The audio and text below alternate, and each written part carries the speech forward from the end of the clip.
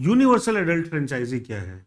Universal adult franchise is basically a prerequisite of democracy. अब यहां पर दो चीजें हैं जिनके साथ हम डील कर रहे हैं।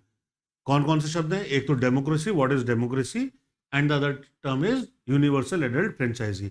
Let's see what is that.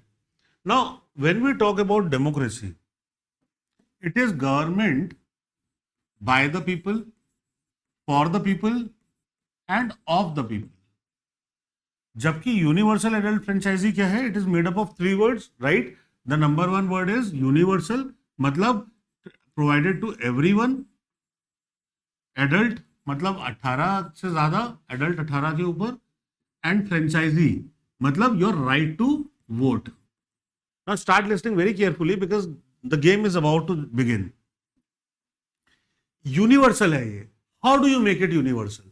When you have to make it universal and you have to provide it to everyone, that means there is some adjustment which should be made in terms of values.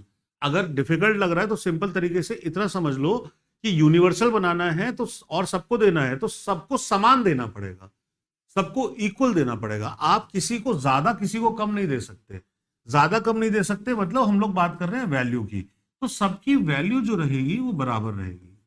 इसका मतलब आपको right to vote मिल रहा है जब आप 18 के ऊपर हो रहे हो और सबको मिल रहा है।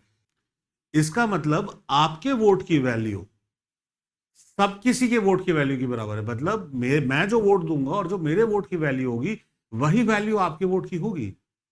अगर कल को जाके नरेंद्र मोदी वोट कर रहे हैं और आप वोट कर रहे हो तो दोनों की वोट की वैल्यू बराबर है। नरेंद्र मोदी के साथ अगर अमित शाह भी वोट कर रहे हैं तो उसकी वैल्यू 2 वोट की हो गई, तो आपके और आपके एक फ्रेंड की जो आप दोनों के वोट की वैल्यू है वही उन दोनों के वोट की वैल्यू है।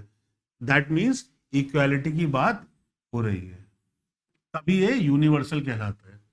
Universal adult franchise basically everybody is given equal weightage on their votes.